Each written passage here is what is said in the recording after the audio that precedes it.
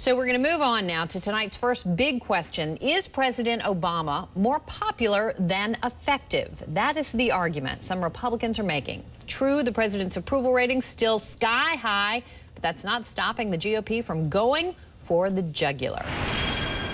Their budget is already wrecked because we're going to have higher unemployment, greater government expenses, and less revenue than they projected because their plan has already failed.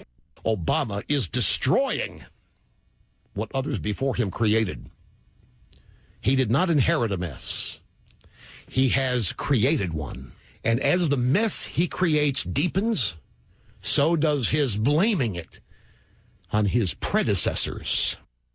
Fairly tough stuff there. So do they have a point? Is the president getting somewhat of a pass because on the actual number crunching because of his popularity? Joining us now to talk about that, NPR contributor John Ridley.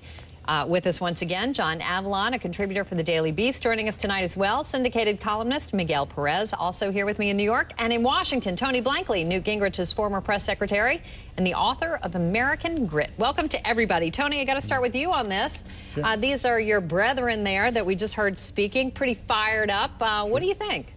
Look, Republicans have 3.5 years to find a message and to find a candidate. And right now we've got auditions going on. And the issues that connect and the candidates that do that well are going to do better as the years progress. Others who misfire won't do as well. So just analytically, it makes sense for a lot of different Republicans to be out there saying a lot of different things. As far as a question of him being more popular, well, Reagan was more popular usually than his policies.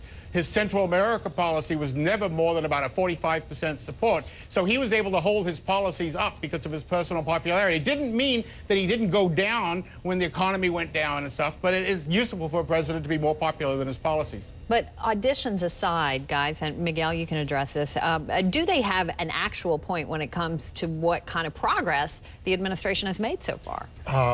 Look, no, I don't think so. I think they're just throwing rocks. They don't have a plan. They criticize, just like what the Democrats were doing when the Republicans were in power, by the way.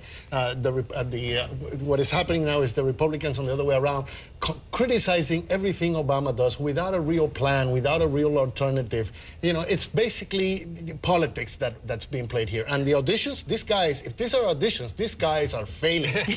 and that's the problem. I mean, that's the problem, is this predictable hyper-partisanship that turns people off. That, you know, Ed Murrow used to say you have to be persuasive, you have to be credible. It's just not credible to say that the president didn't inherit a problem. He did. You can argue that he's compounded it. But at what point, John Ridley, does the problem he inherited become his problem? Well, I mean, how much time has to pass? I think it's more than 4.5 months. I think we can agree on that. There is a reality, though. You have to be honest that he is more popular than his policies. I do think it's a mistake to start to be hyperbolic with, you know, he hasn't inherited this disaster. Everything he's done has been worse. I think the smarter play would be to let some of these policies play out and find out whether they're effective or not. And to simply dial things up to 11 every time around, it's a little bit of crying wolf, and it's hard to realize later on where are the Republicans being genuine and where they're being disingenuous. And Tony, is that a danger, I guess, strategically, that this could backfire when many in the country may interpret what Republicans are doing as not pulling for the country, the economy more generally to improve, that it's less about Obama right now? They're willing to cut him some slack. First of all, there is no strategy because there's no team. There's a bunch of people saying whatever they want to say, which is what happens when you're in opposition.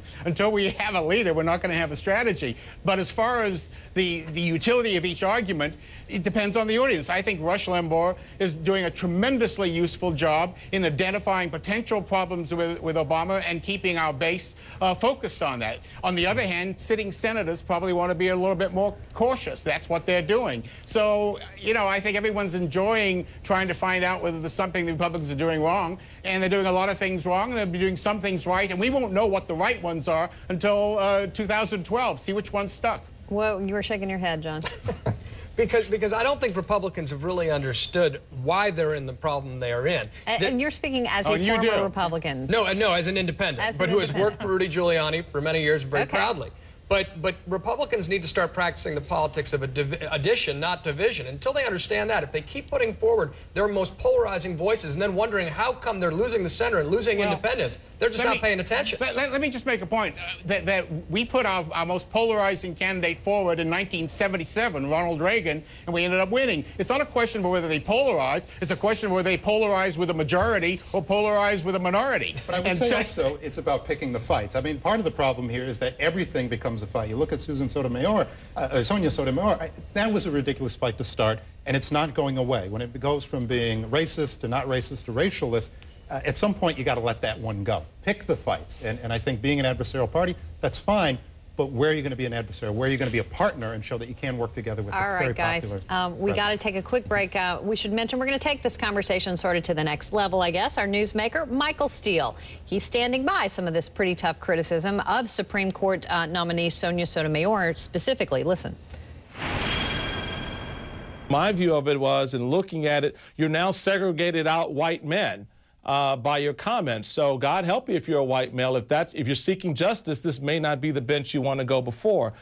That is the chair of the Republican National Committee talking Supreme Court politics. Plus, I'll ask him who is really the new face in his view of the GOP. Also, tonight's great debate coming up is bringing Gitmo detainees to the U.S. a security risk, or could it actually make us safer? We'll get two very different points of view.